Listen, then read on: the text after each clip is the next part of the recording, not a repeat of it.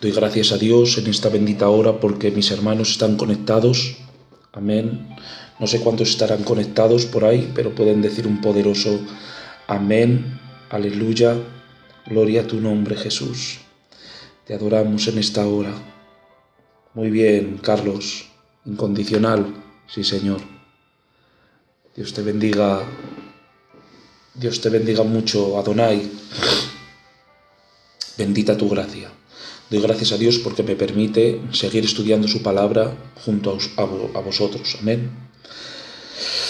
En esta hora vamos a tocar el mensaje a la Odisea. La Odisea.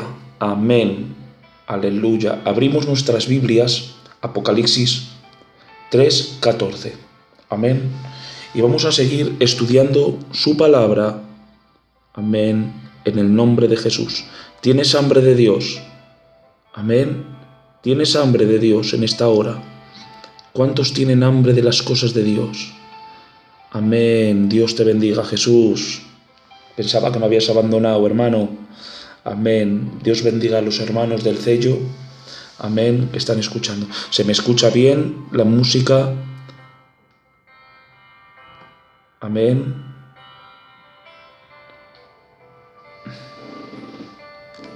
Amén. Nada, hombre, tranquilo. ¿Se escucha bien, hermanos?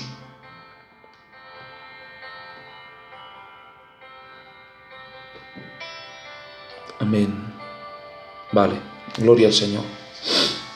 Leemos la palabra en el nombre del Padre, del Hijo y del Espíritu Santo. Amén. Escribe el ángel de la iglesia en la Odisea. He aquí el Amén, el testigo fiel y verdadero, el principio de la creación de Dios. Dice esto: yo conozco tus obras, que ni eres frío ni caliente. Ojalá fueses frío o caliente. Pero por cuanto eres tibio, y no frío ni caliente, te vomitaré de mi boca, porque tú dices: yo soy rico y me he enriquecido, y de ninguna cosa tengo necesidad, y no sabes que tú eres un desventurado, miserable, pobre, ciego y desnudo.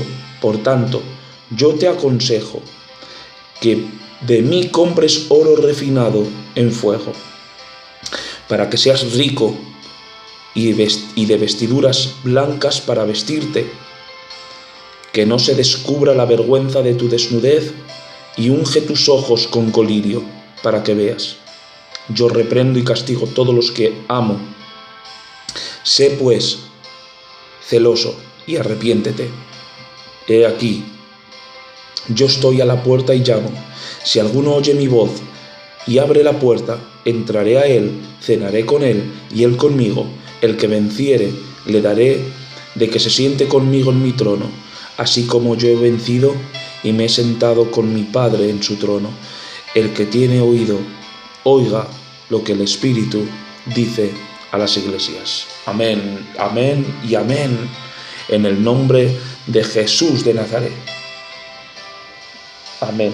Aquí vemos, hermanos míos, una carta dura, una carta que no tiene ninguna, todo es exhortación, no tiene nada que le dirija bueno.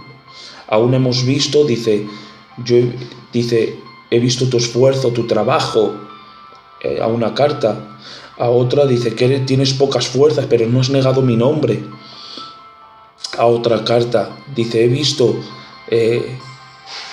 que tu dedicación, tu amor ha sido notorio. Pero aquí vemos una iglesia totalmente apóstata, una iglesia totalmente descentrada, vemos una iglesia totalmente que no está a la orden de lo que Dios demanda. Amén. Vemos una iglesia de los últimos tiempos también. Amén. Podemos ver una iglesia hipócrita, falsa. Amén. Pero vamos a ir punto a punto. Amén. Vamos a ir carta. Vamos a ver lo que dicen.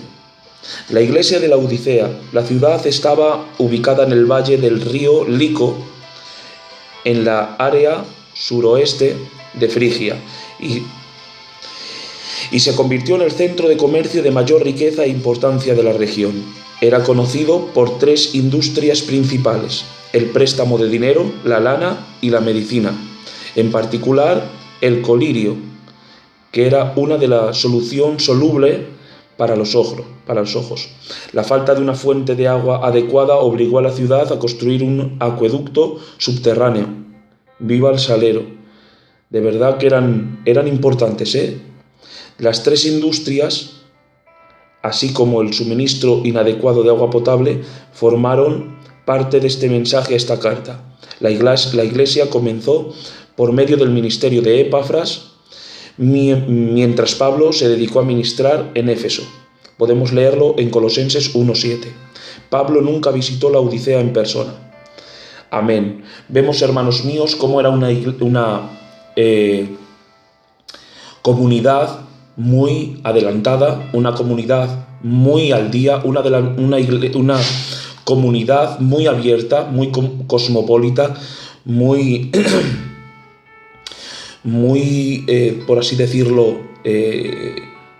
con gente con ideas, con gente que valía. Amén. Eran prestamistas, vendían lana y vendían medicina, hermanos míos. Esto era una bomba en aquellos tiempos, como lo podría ser ahora mismo. Amén. Tú imagínate un país que tuviera dominio sobre... Podemos hablar de países, pero lo dejo a tu elección. Un país que pudiera tener el dominio de lana, de medicina y prestamista. Podríamos hablar hoy en día de la Alemania actual. Bayer es de Alemania. El Banco Central Europeo es de Alemania. ¿Vale?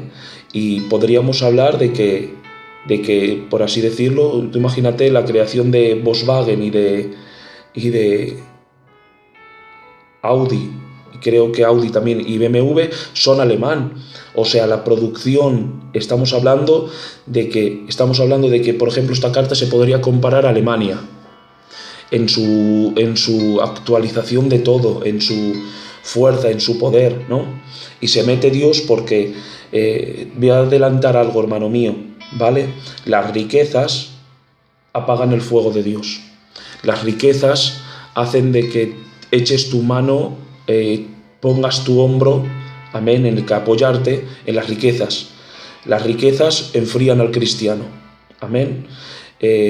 No quiero decir de que la pobreza sea, por alguna manera, como que Dios coja y tenga misericordia más del pobre que del rico. No, en ningún momento. Dios no hace excepción de personas.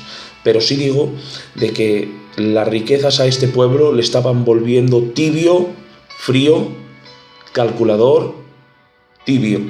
Frío no, tibio. Amén. Porque todavía procesaban ser cristianos. Amén. Pero ¿tú sabes lo que es una persona que no tenga nada, por así decirlo, ninguna necesidad?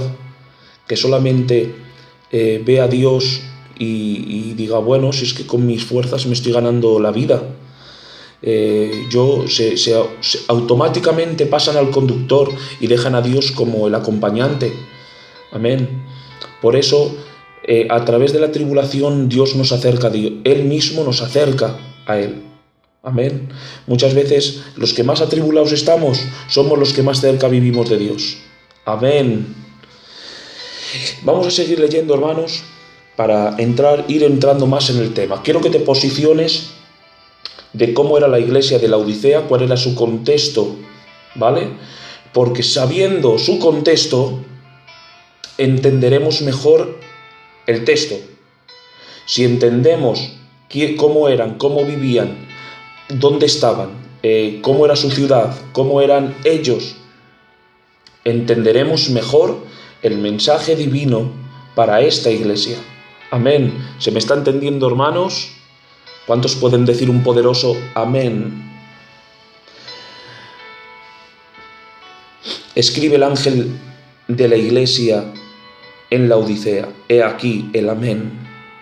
El amén, una expresión bíblica común que implica certeza y veracidad dignas de confianza. Amén. Una expresión bíblica común la que implica certeza y veracidad dignas de confianza. Amén.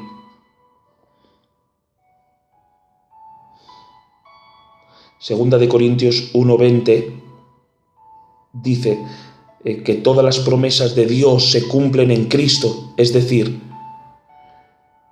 todas las promesas y los pactos incondicionales de Dios son garantizados y afirmados por la persona y obra de Jesucristo.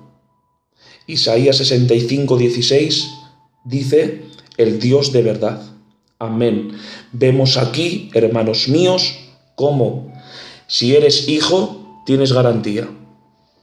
Si eres hijo de Dios, tienes la garantía de todas y cada una de sus promesas. Amén. Todas las 2500 promesas que hay en la Biblia están todas en Cristo, cumplidas en Cristo, y todas te pertenecen en Cristo. Amén, amén y amén. Cuando yo soy hijo, soy coheredero. Amén. ¿Qué has hecho un hijo que ha hecho para heredar la fortuna de su padre? ¿Qué ha tenido que hacer un hijo para heredar la fortuna de su padre? ¿Qué ha tenido que hacer un hijo para amasar la riqueza de su padre? ¿Qué ha tenido que hacer un hijo? Amén. ¿Para ganarse la riqueza de su padre? Nada, ser hijo. No ha tenido que hacer ningún momento, ningún esfuerzo por amasar dinero, por ganar dinero. No, él nació en la casa y al nacer en la casa ya se hizo heredero de esa herencia. Amén. Solamente por el ADN, solamente por ser hijo. Amén. Ganó una riqueza inmensurable. ¿Qué quiero decirte, hermano? Que tú solamente por aceptar a Cristo, por ser su hijo, te has hecho heredero. No has tenido que lucharlo, no has tenido que ganarlo, no has tenido que enfrentarlo, no has tenido que declararlo, no has tenido en ningún momento, hermano, que matarte, asesinarte. No, tú solamente mantente siendo hijo. Amén. No cortes tu cordón umbilical que te une a Cristo. No desunas en ningún momento tu identidad de hijo, tu naturaleza de hijo. Vino un rey, creo que era el rey Senaquerib, vino donde acá y le dijo, tu oro, tu plata, dice, tu mujer y tus hijos son míos. Y dijo el rey, bien sabes, Señor, que todo es tuyo. Los ancianos de aquellos entonces se opusieron ante el rey y le dijeron, ¿pero qué te pasa? ¿Por qué les dices eso? ¿Por qué le das las riquezas, el oro, y por qué no te plantas cara? Preséntate ante Jehová y pregúntale a ver si él nos va a dar la victoria. Seguidamente vemos aquí cómo le planta victoria, le hace frente. Pero voy a esto, hermanos. Le pide el oro, que es naturaleza divina, simboliza la naturaleza divina, la plata, que simboliza la santidad y la pureza. Amén. Le pide, hermanos, sus mujeres o su mujer, y le pide los hijos. Amén. Vemos aquí que a ti, Satanás, cuando venga donde ti a tentarte, a provocarte, a hacerte daño, a hacerte mal, va a decirte, rebaja tu naturaleza de hijo, La naturaleza divina que Dios ha puesto en ti, rebájala, dámela, entrégamela. Seguidamente, tu santidad, entrégame tu santidad, dame lo que tienes de plata en tu vida, lo que tengas de valor divino en tu vida, dámelo. Y luego pedirá tu mujer y tus hijos y toda tu casa. ¿Por qué? Porque Satanás viene a matar, hurtar y destruir. Satanás viene como león rugiente a ver quién devorar, y no se va a cansar hasta que te vea hundido, te vea destruido. Y voy aquí, hermano. No le entregues a Satanás tu herencia como hijo. Sigue teniendo identidad de hijo. No pierdas tu identidad. Amén. Amén. Amén. En el nombre de Jesús de Nazaret. Seguimos adelante, hermanos míos. El ángel de la Odisea, he aquí el amén. Hablábamos de que Jesucristo es el amén, amén, el testigo fiel y verdadero. Testigo fiel y verdadero. Dice aquí, Él es digno de toda confianza como testigo fehaciente de la verdad de Dios. Juan 14:16, lo podéis leer. Pero en contraste a la iglesia a la que estaba mandándole la carta, aquí vemos cómo él se denomina testigo fiel y verdadero ante una iglesia que no era fiel ni era verdadera. Amén. Vemos cómo él dice, yo soy el fiel y el verdadero, en contrarresta de una iglesia que no era fiel ni era verdadera. Amén. Viene Dios, amén, hablándonos directamente al corazón.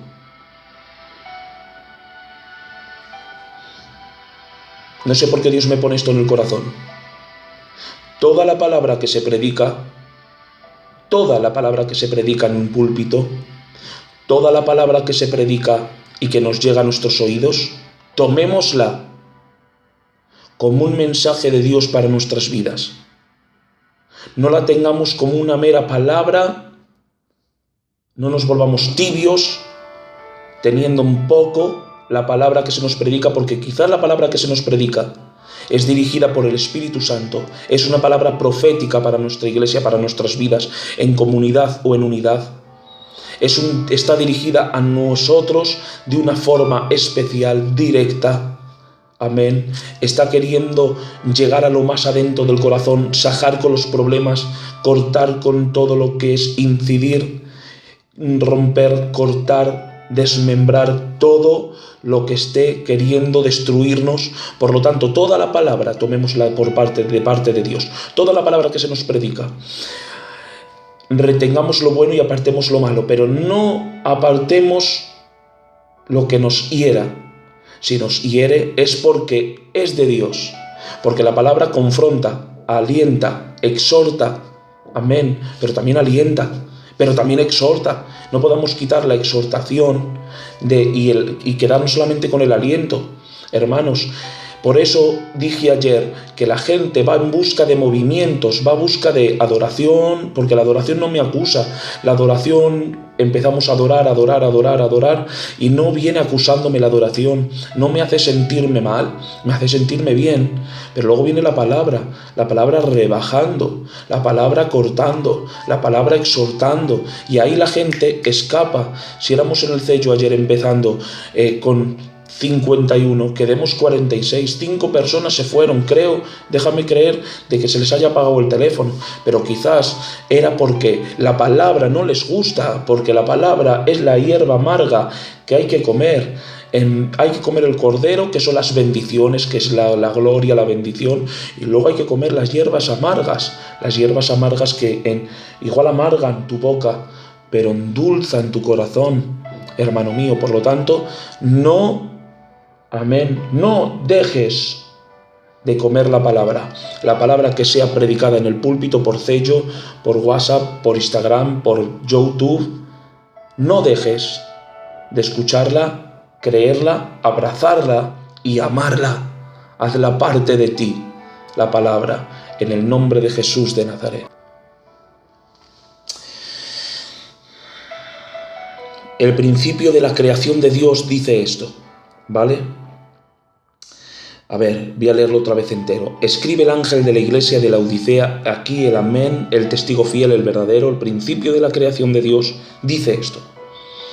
Esto corrige una herejía que al parecer estaba presente tanto en la Odisea como en Colosas, que Cristo era un ser creado. Léanse, por favor, Colosenses 1, 15 al 20, la gran cristología. Amén. Todo lo contrario, Él es el principio, literal, el iniciador, autor, instaurador. Amén. Aquí vemos cómo Dios está hablando, rompiendo una herejía falsa. Los testigos de Jehová creen que Cristo es creado, ¿vale? Que es el principio de la creación, amén. Y no es así, no es creado por Dios, sino que Él creó todas las cosas. Dice que fue un común, lo creó Dios y que Él empezó a crear todo. No, aquí vemos que en el original dice iniciador, autor, instaurador, que dio origen a toda la creación. Juan 1:3 y 3:14. Estos versículos que doy son para que tú vayas a la Biblia, leas Juan 1:3 y el 3:14, así como el primogénito de toda la creación, lo cual significa que es el ser más supremo y preeminente que jamás ha nacido. Colosenses 1:15 dice más o menos, y Él es el principio de la creación. Amén. Por Él fueron creadas todas las cosas. Él es la imagen del Dios invisible. Amén. Por Él fueron todas las cosas, y todas las cosas fueron hechas por Él y para Él. Amén. Y voy a romper aquí y te voy a dar a pensar, para que pienses en esto. Quiero gente que piense, quiero gente que esté llena de la iglesia, de la palabra. Quiero gente que se le despierten dudas, que se le despierten pensamientos, que rompan con lo tradicional que es trago la palabra y me olvido. No, quiero que pienses, quiero sacarte de ahí y que pienses en lo que te voy a decir. Si Cristo es el creador y Dios es el creador, ¿quién es el creador? ¿Dios o Cristo? Porque los que separan a Dios a Cristo de Dios y dicen que Cristo no es Dios, sino un Dios con D minúscula, un Dios minúsculo, un Dios creado por Dios, una emanación de Dios, un ángel, por así decirlo. Vamos a ver, si en el principio dice, y Dios creó los cielos y la tierra, y en Colosenses dice, y Él fue el creador de todo lo visible e invisible, sean tronos, dominios, potestades, ¿en qué quedamos? ¿Es Dios o no es Dios? ¿Se me está escuchando? Dice el hermano Mariano. Amén. ¿Se me escucha, sí o no? Amén. ¿Es Dios o no es Dios? Pensad. La Biblia es el mejor comentario de sí misma. Amén. Yo estoy leyendo un comentario de una Biblia, de otra. Estamos estudiando juntamente la carta de Apocalipsis. Amén. Pero voy a dejarte con esto antes de parar y hacer un descanso. Amén. Para que habléis y digáis si tenéis alguna pregunta o simplemente esté todo y seguimos.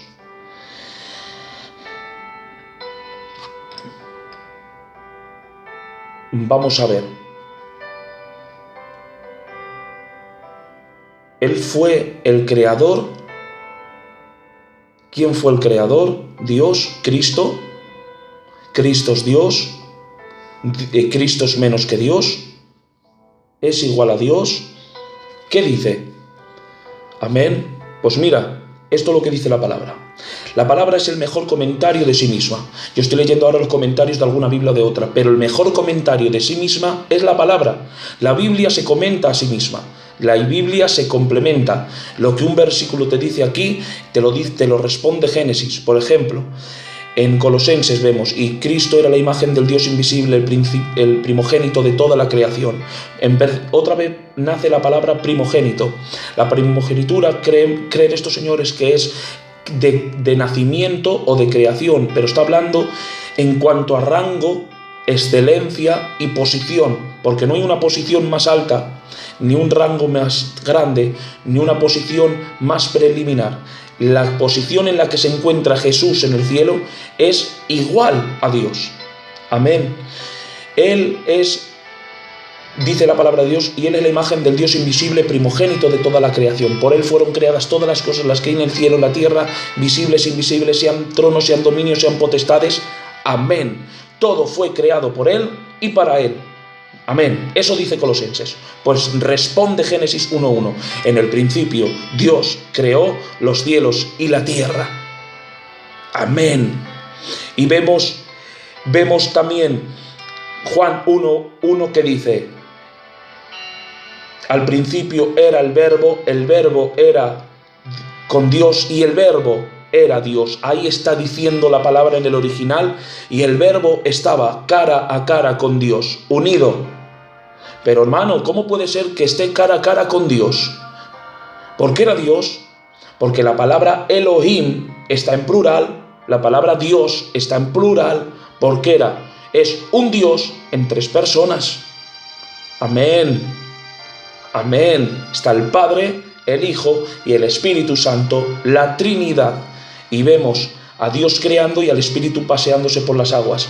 Y vemos a Jesús en el agua cuando va a ser bautizado, y vemos cómo Él le denomina a Juan y le proclama el Cordero que ha venido a quitar el pecado del mundo, la profecía de Abraham cuando iba a sacrificar al hijo, y dijo el hijo: Padre, ¿dónde está el Cordero? Y dijo Abraham: ¿dónde está el sacrificio? Y dijo Abraham: Dios proveerá del Cordero. Sin embargo, le dio un carnero. ¿Por qué? Porque la profecía se cumplía 1500 años después, a la aparición del Cordero sin mácula, del Cordero Santo, del Sublime, del Eterno, del Poderoso, en las aguas del Jordán. Y apareció y dijo Juan, y contestó a la profecía de 1500 años antes, dada por Abraham, por el padre de la fe, y dijo: he aquí el Cordero que quita el pecado del mundo. Y apareció Jesús, se abrió el cielo, descendió una paloma, el Espíritu Santo en forma de paloma se posó sobre él, y hubo un estruendo como una voz que decía: este es mi Hijo amado, en quien tengo complacencia. La palabra complacencia es en quien siento plenitud, con quien me siento completo y me siento dichoso y me siento complacido. Amén, porque era eternamente Dios. Dios hizo una papeinosis con Jesús, puso a su divinidad, le añadió carne, la veló con el velo de la carne. ¿Os acordáis del Shekinah? Cómo había una luz muy potente y Dios la veló con una nube para que pudieran entrar y no cegarse. Amén. Vemos esa aparición de Jesús, de Dios, en una nube. Amén. El Shekinah, pues Jesús era ese Shekinah. Si vemos el Antiguo Testamento, todo hace referencia a Jesús. El Shekinah de gloria era Jesús velado por una nube.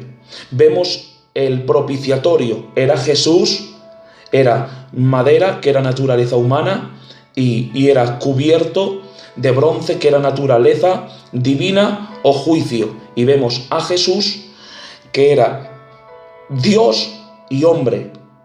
Amén. Y descendió el fuego de la ira sobre él como sacrificio. Amén. Vemos al tabernáculo, el tabernáculo, hermano, que contenía la gloria de Dios dentro. Era Jesús. Dice que por fuera era de pieles de tejón, pero por dentro era bello. Todo era de oro. Todo era de cortinas de lino fino, entrelazadas unas con otras, de colores preciosos. Estaba el candelero, estaban los panes de proposición, estaba la mesa de la proposición, estaba el incensario, estaba el lavacro. Todo habla de Cristo. El lavacro habla de que era de bronce y de madera por dentro, pero era tan bruñido, tan tan brillante que el que iba se podía reflejar y podía ver sus manchas, pero no solamente te acusaba y te veía con manchas, sino que también había agua y caía como una fuente para los lados. ¿Para qué, hermanos míos? Para que con esa agua fueras y te pudieras lavar las manchas. Hermano mío, para poder entrar y oficiar como sacerdote ante todos los hombres que vinieran con necesidad. Tengo que decirte algo: Jesús es ese lavacro que te miras y te ves sucio, pero también está el agua que salió de su costado. ¿Para qué, hermano mío? Para que te limpies. Amén. Amén. ¿Se me escucha, hermanos? Amén. ¿Se me escucha? ¿Cuántos pueden decir amén? Y vemos, hermanos míos, a ese Dios hecho carne y dice Filipenses 4:2, dice 4:2 o 2:4. Ahora mismo no sé dónde se cruzan los versículos, pero dice así, hermano mío, dice así: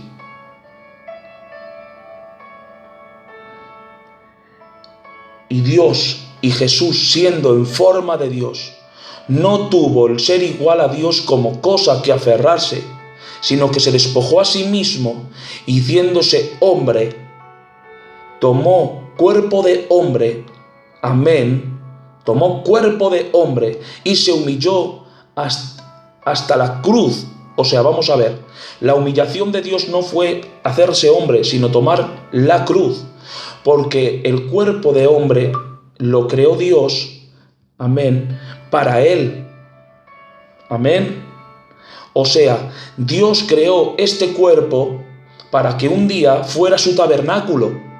Cristo fue el tabernáculo de Dios.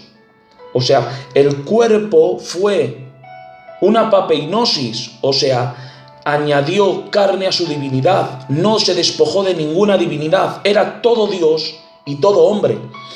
Hermano mío, es como que yo ahora me convierto en una hormiga. Sigo siendo yo porque tengo el conocimiento de hombre, sé lo que es ser hombre, tengo la visión del hombre, no he dejado nada de ser yo, aunque ahora mismo me haya convertido en una hormiga. ¿Dónde está el José? En la hormiga, porque sigo siendo yo en una hormiga. Amén. Pues Dios hizo lo mismo, se convirtió hombre, se hizo hombre, añadió a su divinidad, no se despojó de ninguna divinidad, sino se despojó de sus prerrogativas divinas, quería decir lo que antes tenía. Por eso dijo Jesús: Padre, me acuerdo de la gloria que teníamos tú conmigo y yo contigo cuando estábamos juntos. Estaba diciendo Jesús: me acuerdo cuando estábamos cara a cara, cuando estábamos juntos, unidos, cuando estábamos en un mismo lugar. Amén. Es Dios, sí, pero en tres personas. Amén, con tres caracteres, amén, con tres motivos, amén, con tres trabajos, amén. La luz del día tiene tres componentes: luz luminosa, amén, luz, la parte calorífica y la parte química. La luz del día que tú estás viendo, si Dios no hubiera hecho el ojo que tienes para la luz, esta luz te quemaría. No podrías ver. ¿Por qué? Porque tiene agentes químicos. Mira, la luz luminosa nos hace ver, la luz calorífica nos calienta y la luz química hace que tu organismo se enriquezca y necesite la luz del sol. Las plantas conviertan su savia, se alimenten del sol. Hermano mío, por eso vemos que Dios es un Dios tripartito, un Dios poderoso, experto en batalla. Amén. Os dejo aquí un momento para que os podáis expresar y hacer preguntas. Voy a darme un stop. 5 minutos os doy para que conversemos, pero lo mejor hemos hablado de Cristo. O sea que la segunda parte no tiene que ser por mejor, va a ser igual. Vamos a hablar temas que están muy bendecidos. Por lo tanto, doy un stop y seguimos.